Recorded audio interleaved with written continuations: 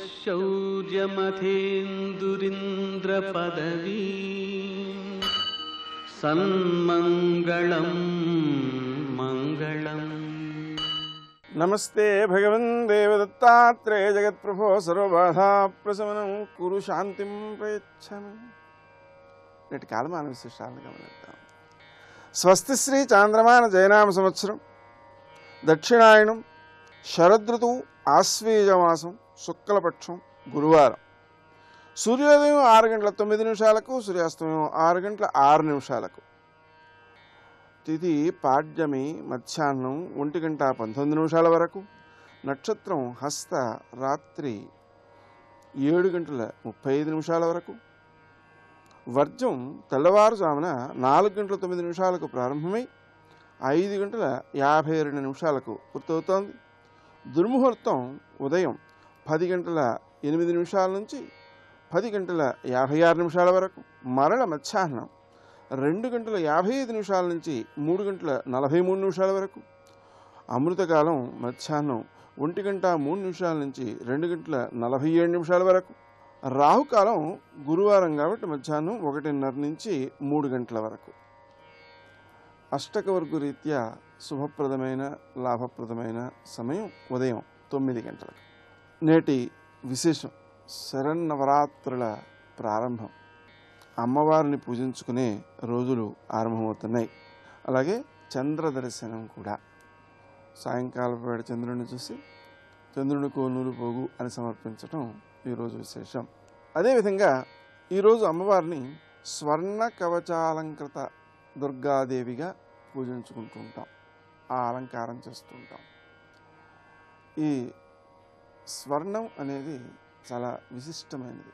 ఎందువలన అంటే ఋగ్వేదంలో ఆ స్వర్ణధారణ అనేటువంటిదే మరణ భయాన్ని పోగొడుతుందని, ఆ స్వర్ణంతో పూజ చేయడం కానీ, స్వర్ణ ఆభరణాలు పెట్టడం కానీ, ధరించడం కానీ, దానం చేయడం కానీ అమ్మవారి యొక్క అనుగ్రహానికి పూర్తిగా కారణమవుతుంటుంది. ఈరోజు మనం అమ్మవారికి పసుపు వేసిన అన్నం పులగంలా శనగ గింజలతో వేసి కనుక నివేదన చేసినట్లయితే అది ఎక్కువ శ్రేయస్కరంగా ఉంటుంది. నేటి ఆణిముత్యాలు.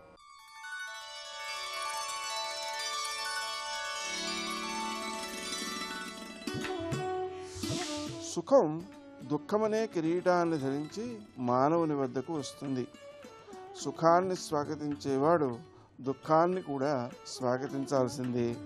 కోరికలున్నంత వరకు నిజమైన సుఖం కలగదు.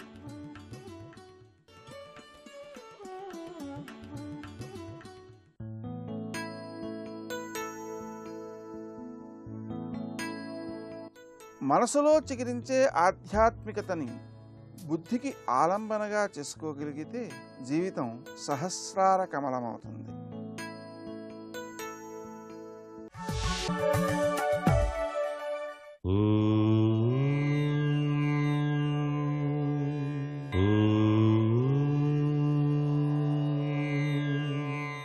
యా దేవీం సర్వభూతేషు శక్తిరూపేణ సంస్థిత నమస్తస్వై నమస్తస్వై నమస్తస్వై నమో నమః. ఈరోజు నుంచి శరన్నవరాత్రుల ఉత్సవాలు ప్రారంభం. అమ్మలగన్న అమ్మ అయినటువంటి జగన్మాతను త్రికరణ శుద్ధితో ధ్యానించి పూజించి ఆరాధించేటువంటి పవిత్రవంతమైనటువంటి సుదినాలు. ఎవరైతే నిష్టగా ఈ రోజున కలశ స్థాపన ప్రారంభించి ఆ దసరా శరన్నవరాత్రి మహోత్సవ సందర్భంగా ఆ తల్లిని అనేక రీతుల్లో ధ్యానించి పూజించి యజ్ఞయాగాదులు కూడాను ఆచరిస్తారో వారి జీవితం ఈ కర్మ విధ్వంసనకు నాంది పలుకుతుంది.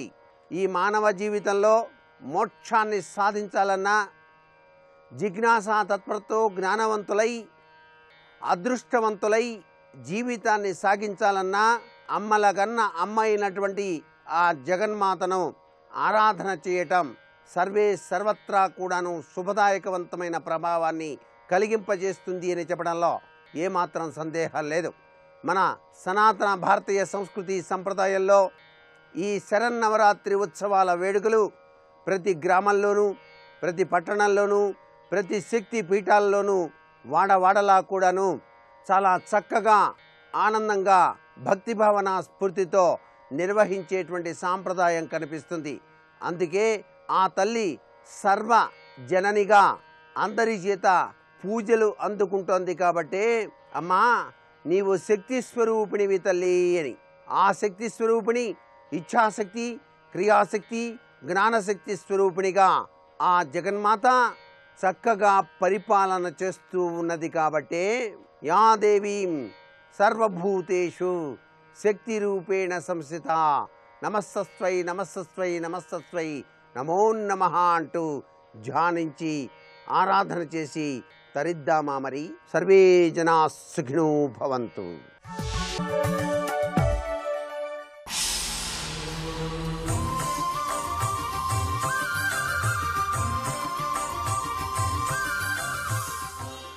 శతక సాహితీ సరస్వతికి నమస్కారం.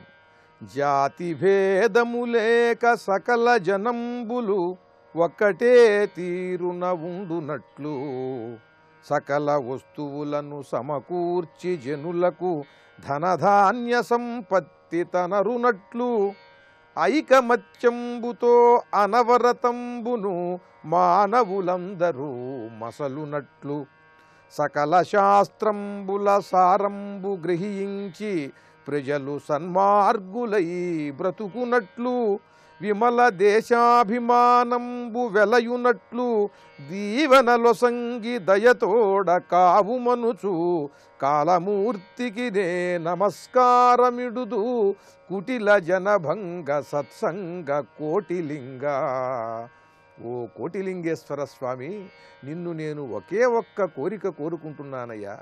అది ఏమిటంటే, జాతి భేదములేక సకల జనంబులు ఒక్కటే తీరుననుండునట్లు.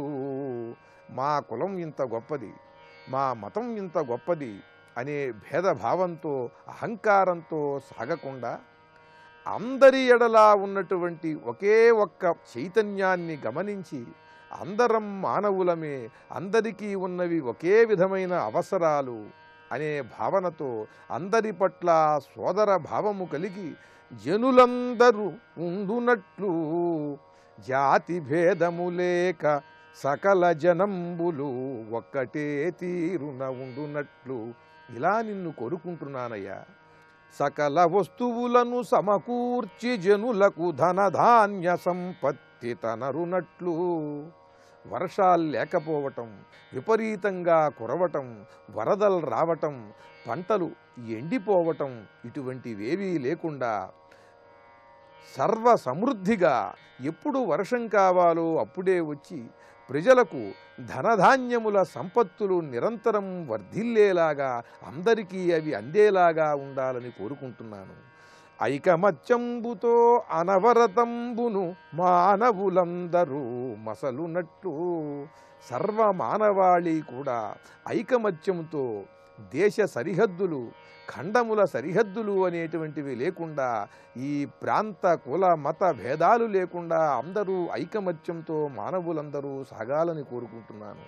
సకల శాస్త్రంబుల సారంబు గ్రహించి ప్రజలు సన్మార్గులై బ్రతుకునట్లు పరమాద్భుతమైన శాస్త్రాలు ఎన్నో ఎన్నో ఉన్నాయి.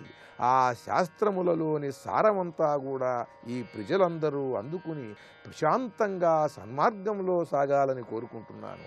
విమల దేశాభిమానంబు వెలయునట్లు అందరికీ కూడా ఇంత గొప్ప సంస్కృతి, సంప్రదాయములు, నాగరికతను అందించిన ఈ పరమాద్భుతమైన ఈ దేశం, దీన్ని నిరంతరం కూడా మనం ఆరాధించాలి. ఈ దేశాభివృద్ధికి మన వంతుగా మనం పాటుపడాలి అనే బుద్ధి కలగాలి అందరికీ. అందరూ ఈ దేశాభివృద్ధి కోసం సాగాలి అని కోరుకుంటున్నాను. అలా దీవెనలొసంగి దయతోడ కావుమనుచు కాలమూర్తికి నే నమస్కారమిడుదు.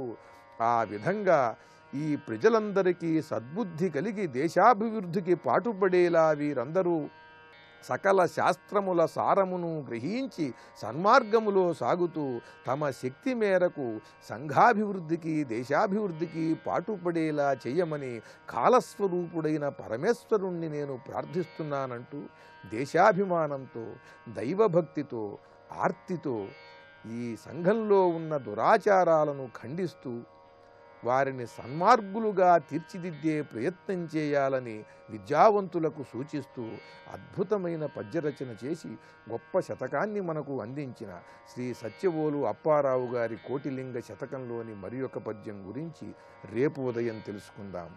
ఓం నమః శివాయ.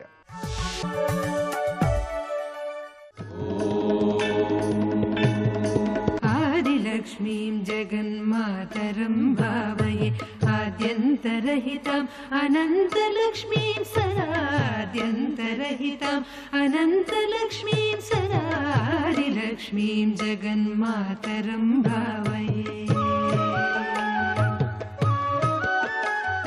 सरसिजनिलये सरोजहस्ते धवलतमां शुकगन्धमाल्यशोभे भगवति हरिवल्लभे मनोज्ञे त्रिभुवनभूतिकरि प्रसीद मह्यं. शिवाय गुरवे नमः. श्रीमात्रे नमः. श्रीविष्णुरूपाय नमः शिवाय. श्रीमहालक्ष्म्यै नमः. సనత్కుమారుల వారు అనుగ్రహించిన దివ్యమైన లక్ష్మీ సహస్రనామాల్లో వరారోహ, శ్రోణివేళ, బహిర్వళిహి అనే నామాల గురించి చెప్పుకుంటున్నాం. వరారోహ అంటే శ్రేష్టమైన స్థానమునందు కూర్చున్నది అని. కూర్చునుట అనగానే నితంబము, ఆసన స్థానం కనబడుతున్నది. అది శ్రోణివేళ. ఆ వరారోహమైన స్థలంలో కూర్చున్నటువంటి అమ్మవారి యొక్క నితంబాన్ని వర్ణించారు. ఇదొక ధ్యాన పద్ధతి. ఈ ధ్యాన పద్ధతిలో ఉన్నటువంటి వైదిక రహస్యాలు చెప్పుకుంటున్నాం.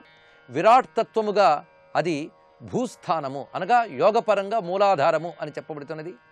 అదేవిధంగా అమ్మవారు మంత్రపరంగా చూస్తున్నట్లయితే 2 మంత్రకూటముల యొక్క సంధిస్థానము అని కూడా భావించవచ్చు. పైగా నారాయణుని యొక్క అంకములో కూర్చుంది కనుక వరారోహ అన్నాం. ఇంకొక అర్థం ఉన్నది వరారోహకి, మోక్షం అని మాత్రమే కాకుండా ఈ 2 అర్థాలు చెప్పుకున్నాం. ఇవాళ 3వ అర్థంతో ఈ శ్రోణివేళ వరారోహ అనుసంధానం చేసుకోవచ్చు. శ్రేష్టమైన స్థానమనందు కూర్చుంది అంటే అమ్మవారు కమలవాసిని, కమలంలో కూర్చుంటుంది. అందుకే ఆవిడ పద్మాసన, పద్మహూరు, పద్మాక్షి, పద్మసంభవ అని శాస్త్రం చెప్తున్నది. ఆ తల్లి పద్మాసనంలో కూర్చున్నది. అందుకు వరమైన ఆసనము పద్మము. ఆ పద్మంపై కూర్చున్నప్పుడు శ్రోణివేళ అని చెప్తున్నారు. అయితే ఏమిటా ఆ పద్మం అంటే వికసించిన హృదయ పద్మంలో అమ్మవారు ఉన్నారు. ముడుచుకుపోయే అజ్ఞానంలో అమ్మ భాషించదు, వికసించిన జ్ఞానంలోనే భాషిస్తున్నది. కనుక జ్ఞానమే వరారోహ. అక్కడ స్థిరంగా కూర్చుందనే స్వరూపం శ్రోణివేళ. ఆ చెప్తున్న భావాన్ని గమనించుకుంటూ వెళ్ళాలి. ఇక్కడ మరి ఒక భావంలో పరిశీలిస్తే ఆ కమలము ఏదో కాదు, సహస్రార కమలము. ఆ సహస్రార కమలమే అన్నిటికీ శిఖరముగా ఉన్నది. ఆ సహస్రార కమలంలో ఉన్నటువంటి పరాశక్తి వరారోహ అక్కడ ప్రకాశిస్తూ కూర్చున్నది. అమ్మవారిని పద్మంలో కూర్చోపెట్టి స్థిరంగా ఉంచేము అంటే అమ్మ మన కోసం స్థిరంగా కూర్చుని అనుగ్రహిస్తుంది. ముఖ్యంగా ఈ శరన్నవరాత్రుల ఆరంభకాలమైన ఈ పాడ్యమి నాడు అమ్మవారు మన ఇంట స్థిరంగా ఉండాలని కూర్చోబెడతాం. ఈ కూర్చోబెట్టడమే ప్రతిష్ఠ. అది కలశ రూపంలో చేయవచ్చు, శ్రీచక్రంలో చేయవచ్చు, విగ్రహమునందు కూడా చేయవచ్చు. అందుకు అమ్మవారిని కూర్చోపెట్టి ఆరాధించేటువంటి ఈ నామములు సరిగ్గా ఈ ప్రతిష్ఠా దివసమైన శరన్నవరాత్రి పాడ్యము నాడు రావడం అనేది లక్ష్మీ అనుగ్రహంగా భావిస్తూ శ్రోణివేళ బహిర్వళిహి తర్వాత నామం చెప్తున్నారు. బహిర్వళిహి ఇక్కడ బయటకు కనబడుతున్న వళులు కలది అని అర్థం. వళులు అంటే మడతలు. అమ్మవారు కూర్చున్నప్పుడు ఆ దివ్యమంగళ విగ్రహంలో ప్రధానంగా 3 స్థలముల యందు వళులు ఉండాలి అని శాస్త్రం చెప్తున్నది. ఆ వళులు ఏమిటి అంటే, ఒకటి నుదురు ముడివేసినప్పుడు నుదురు దగ్గర 3 వళులు, అలాగే కంఠము దగ్గర 3 వళులు. వళులు అంటే ఇక్కడ ముడతలు అని అర్థం. అలాగే ఈ నడుము వద్ద నాభి సమీపంలో అక్కడ 3 వళులు కలిగి ఉంటాయి. ఇవి బహిర్వళిహి అని చెప్పబడుతున్నది. పైగా శ్రోణివేళ బహిర్వళిహి అని చెప్పినప్పుడు అమ్మ కూర్చున్నది. ఆ తర్వాత వళుల్ని వర్ణించారు. ఇక్కడ ఈ 3 వళులు కూడా మంత్రాక్షరములు. అది తెలుసుకోవాల్సిన ప్రధానమైనది. అమ్మవారి యొక్క బీజాక్షరము శ్రీం, ఇంకోటి హ్రీం. అందులో 3 రకాల అక్షరాలు ఉంటాయి. షారాయి, అలాగే హారాయి హ్రీం అవుతున్నది, షారాయి శ్రీం అవుతున్నది. శ్రీ విద్యలో ప్రధానంగా ఈ వళి స్థానములు ఏవైతే ఉన్నాయో అవి బీజాక్షర స్థానములు. అందుకు ఆ తల్లి యొక్క శిరస్సు వాగ్భవకూటం. వాగ్భవకూటం యొక్క చివరి భాగం వచ్చేటప్పటికల్లా కంఠం దగ్గర 3 వళులు వస్తాయి.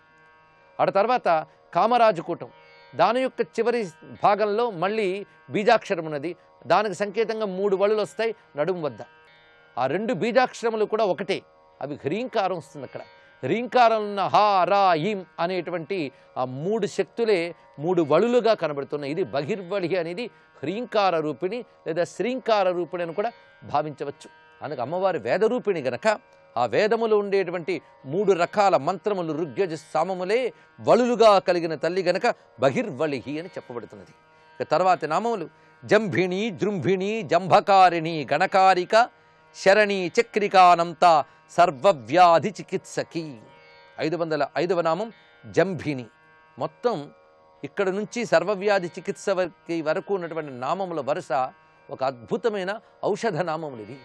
వీటిని జపం చేసిన, మననం చేసుకున్న ఆరోగ్య హేతువు అలాంటి నామములు ఇవి. ఆ కూర్పు అంత గొప్పగా ఉన్నది.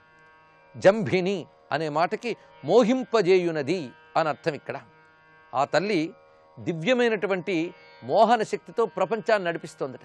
ఈ మోహింపజేయడం అనేది ఒకానొక మంత్రసిద్ధి కూడా. ఈ సిద్ధిని కొంతమంది ఆశిస్తూ జపాలు చేస్తారు. దాని ద్వారా వాళ్ళకి జంభిని శక్తి వస్తుందట. అంటే వారు ఏది చెప్పినా అవతల వారు ముగ్ధులై వింటూ ఉంటారు. మంత్రముగ్ధులు అంటూ ఉంటాను లోకంలో. ఆ మంత్రముగ్ధ, ఆ ముగ్ధత్వమే మోహత్వం.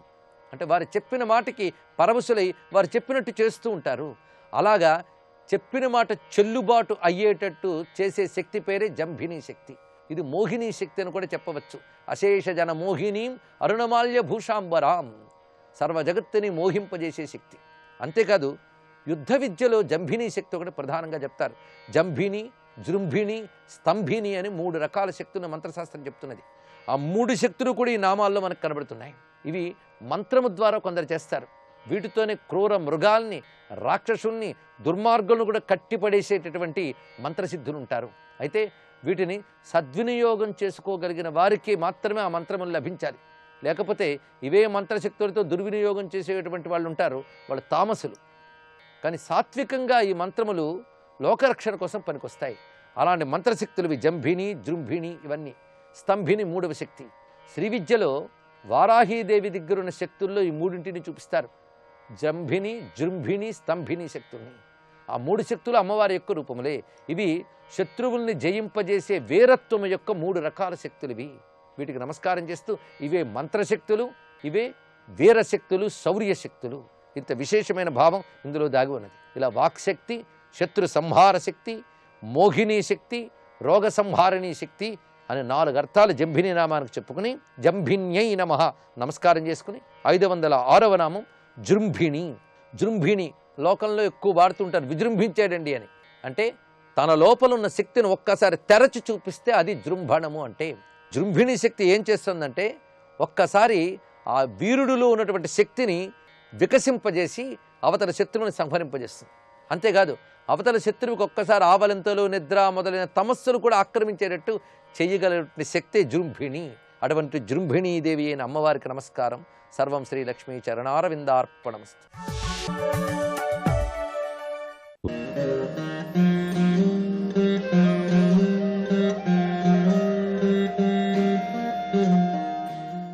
శరన్నవరాత్రుల సందర్భంగా ఈరోజు అష్టాదశ శక్తిపీఠం పిఠాపురంలో కొలువైన శ్రీ పురుహూతిక అమ్మవారిని మీ ముందుకు తెస్తోంది మీ ఆరాధన. 18 పీఠంబుల సదమల పురుహూతికాంబ సదనమునందును సదయత భక్తుల బ్రోవగ కుదినమో పాపభంగ కుక్కుటలింగ అంటూ పురుహూతిక అమ్మవారు, కుక్కుటేశ్వర స్వామివార్ల నామస్మరణంతో మారుమ్రోగుతున్న దివ్యక్షేత్రం పీఠాపురం. దేశంలోనే విశేషమైన పౌరాణిక ప్రాశస్త్యం గల ఈ దివ్యక్షేత్రం ఒక పక్క పురుహూతిక అమ్మవారి లీలా విశేషాలతోనూ, మరోపక్క కుక్కుటేశ్వర స్వామివారి మహిమాన్వితాలతోనూ పునీతమైంది. తూర్పుగోదావరి జిల్లా కాకినాడకు 20 కిలోమీటర్ల దూరంలో ఉన్న ఈ దివ్యక్షేత్రం అష్టాదశ శక్తిపీఠాలలో 10వ శక్తిపీఠంగా పాదగయగా విరాజిల్లుతోంది. గయాసురుడి అభీష్టం మేరకు స్వామి ఇక్కడ ఈ క్షేత్రంలో కుక్కుటేశ్వర స్వామిగా వెలిశారని పురాణాల ద్వారా అవగతమవుతోంది.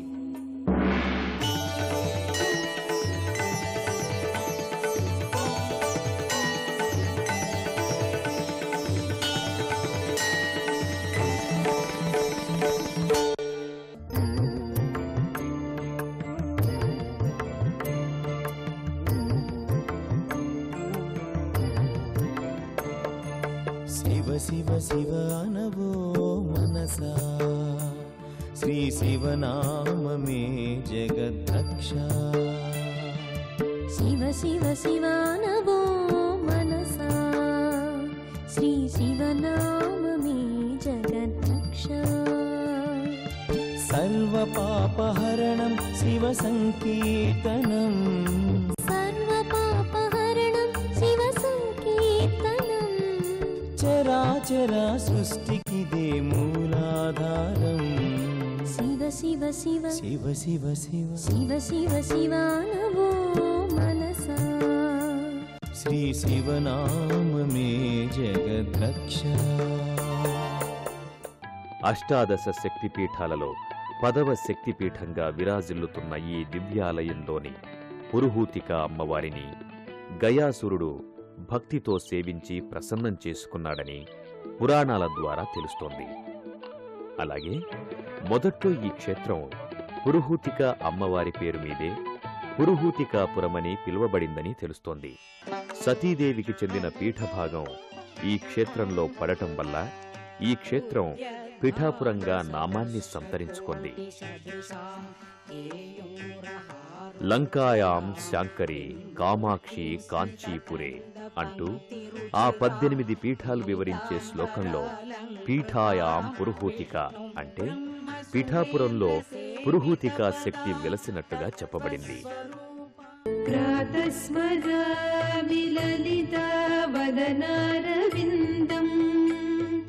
బింబాధరం పృథులమౌక్తికశోభినాశం ఆకర్ణదీర్ఘనయనం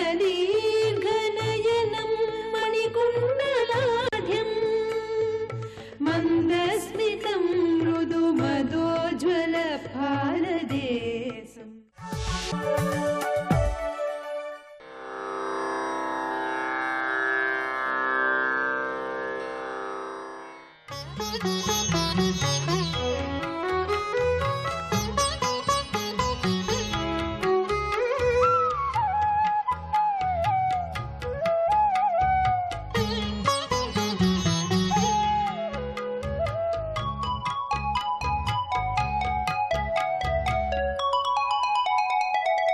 నవరాత్రిషుత మహమీడే రాత్రావహనిచ ప్రణవార్తాం నవరాత్రిషుత మహమీడే రాత్రావహనిచ ప్రణవార్తాం నవరాత్రిషుత మహమీడే రాత్రావహనిచ ప్రణవార్తాం నవరాత్రిషుత మహమీడే రాత్రావహని చ ప్రణవార్థాం.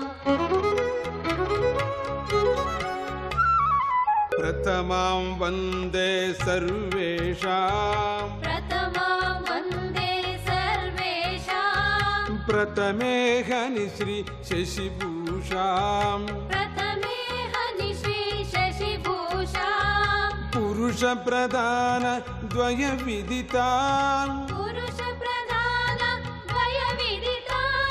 నౌమి ద్వితీయే గౌరీం తాం నౌమి ద్వితీయే గౌరీం తాం నౌమి ద్వితీయే గౌరీం తాం నవరాత్రిషుత మహమీడే రాత్రావహనిచ ప్రణవార్తాం నవరాత్రిషుత మహమీడే రాత్రావహనిచ ప్రణవార్తాం నవరాత్రిషుత మహమీడే రాత్రావహని చ ప్రణవార్తాం నవరాత్రిషుత మహమీడే రాత్రావహని చ ప్రణవార్తాం.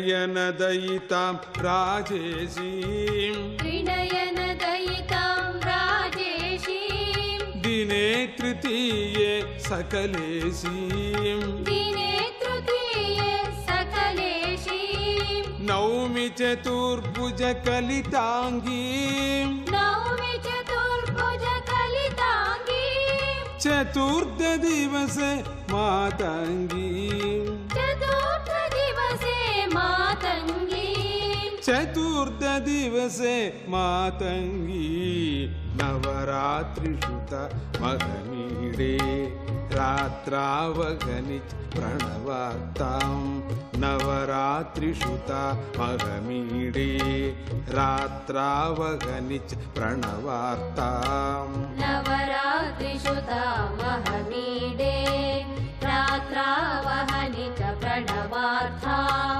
नवरात्रिषुता महमीडे रात्रावहनिच प्रणवार्थां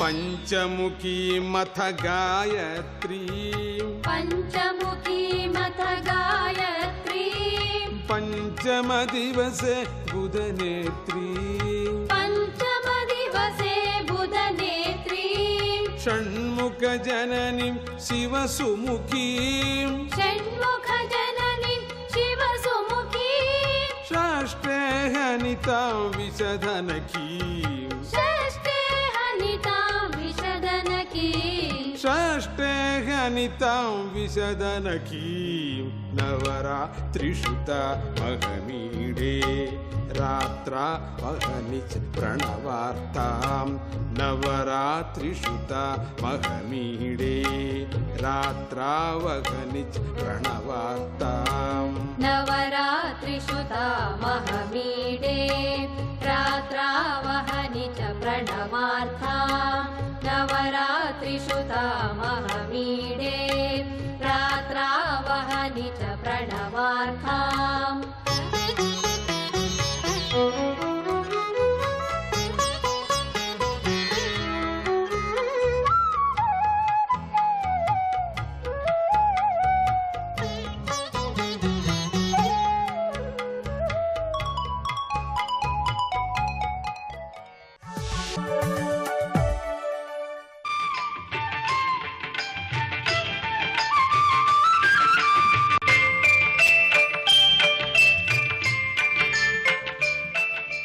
శ్రీ మహాగణపతి నమః, శ్రీ సరస్వతి నమః, శ్రీపాదవల్లభ నరసింహ సరస్వతి, శ్రీ గురు దత్తాత్రేయాయ నమః. నవరాత్రుల్లో విశేషమైనటువంటి మొదటి రోజు ఏమిటది? గౌరీ అవతారం. నమో దేవ్యై మహాదేవ్యై శివాయై సతతం నమః. నమః ప్రకృత్యై భద్రాయై నియతాః ప్రణతాస్మతాం. ఆశ్వేజ శుద్ధ పాడ్యమి రోజు మొదలై దశమి వరకు దేవీ నవరాత్రుల ఉత్సవం కొనసాగుతుంది. ఈ నవరాత్రుల్లో పూర్తిగా ఉపవాసం ఉండాలి. శక్తి లేనటువంటి వారు ఒక్క పూట మాత్రమే ఆహారాన్ని తీసుకోవాలి. నవరాత్రుల్లో దేవీ పూజలు చేయటం వల్ల శత్రువులు నశిస్తారు, వంశవృద్ధి అవుతుంది. వయో భేదం లేకోకుండా అందరూ అమ్మవారి పూజను ఈ నవరాత్రుల్లో చేసి తీరాలి, అందరూ చేయాల్సిందే అని శాస్త్రాలు స్పష్టంగా చెప్తున్నాయి. అమ్మ ఆది రూపం దుర్గాంబ. దుర్గాంబ నుండి త్రిశక్తులు ఆవిర్భవించారు. వారే మహాలక్ష్మి, మహాకాళి, మహాసరస్వతులు.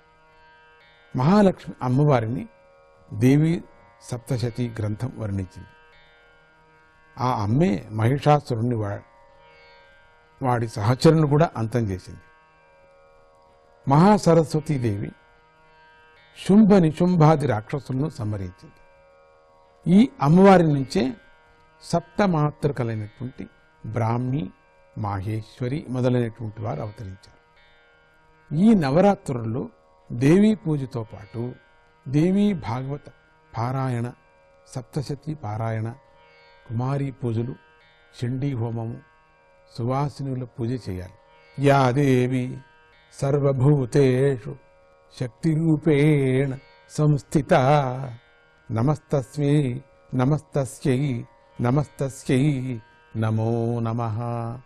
నమస్తస్యై నమస్తస్యై నమో నమః. ప్రతి ప్రాణికోటిలోనూ శక్తి రూపంలో ఉన్నటువంటి దేవికి నమస్కారం అన్నది మార్కండేయ పురాణం. నవరాత్రుల మొదటి రోజున శాక్తేయులు అమ్మవారిని భిన్న భిన్న అవతారాలతో వారి సంప్రదాయానుసారం పూజించుకుంటూ ఉంటారు. స్వామీజీ వారు కూడా తమ యొక్క సంప్రదాయానుసారం నవరాత్రుల్లో అమ్మను ఆరాధిస్తూ ఉన్నారు. ఆ ప్రకారంగా ఈ మొదటి రోజున గౌరీమాతను పూజించాలి. గౌరీమాత చరిత్రను పరిశీలించినప్పుడు 3 గౌరులు ఉన్నారని తెలుస్తుంది. బాలాదేవిని ప్రథమ గౌరి అవతారం అన్నారు. పార్వతీదేవి శివుణ్ణి పొందటానికే తపస్సు చేస్తూ ఉంటే ధూళితో ఆమె శరీరం కప్పబడిపోయింది. శివుడు ప్రత్యక్షమై తన గంగతో ఆమెను అభిషేకించగా ఆమె శరీరం వెనుకటి కన్నా మిలమిలా మెరిసిపోయింది. అందువల్ల ఆమెను ద్వితీయ గౌరి అని ఆరాధించారు. ఇక తృతీయ గౌరి, ఒకసారి పార్వతీదేవి శరీరం నుంచి ఒక నల్లటి రంగు గల స్త్రీ శుంభ నిశుంభులను సంహరించడానికై బయటకు వచ్చింది. ఆమె కాళి. ఆ సమయంలో అమ్మవారి యొక్క శరీరం నల్లగా అయిపోయింది. శివుడు అది చూసి, నీ నుంచి వచ్చిన ఆమె కాళి కాదు, నువ్వే కాళివి, ఆమె కౌశికి అని నవ్వాడు. పార్వతీదేవి కోపం వచ్చి తన రూపం మార్చుకోవాలని తపస్సులో కూర్చుంది. మళ్ళీ తన పూర్వ స్వరూపాన్ని శివుని వల్ల పొందింది. ఆ మాతను తృతీయ గౌరి అని కూడా అర్చించారు. 3 గౌరీ మాతలను స్మరించడంతో పాటు ఆ మాతల నుంచి వచ్చినటువంటి 3 ప్రధాన అవతారాలను కూడా స్మరించాలి. అవే బాలా అవతారము, నాగేశ్వరి అవతారము, కన్యాకుమారి అవతారము. ఆ మాతలను కూడా ఈ రోజున స్మరించాలి.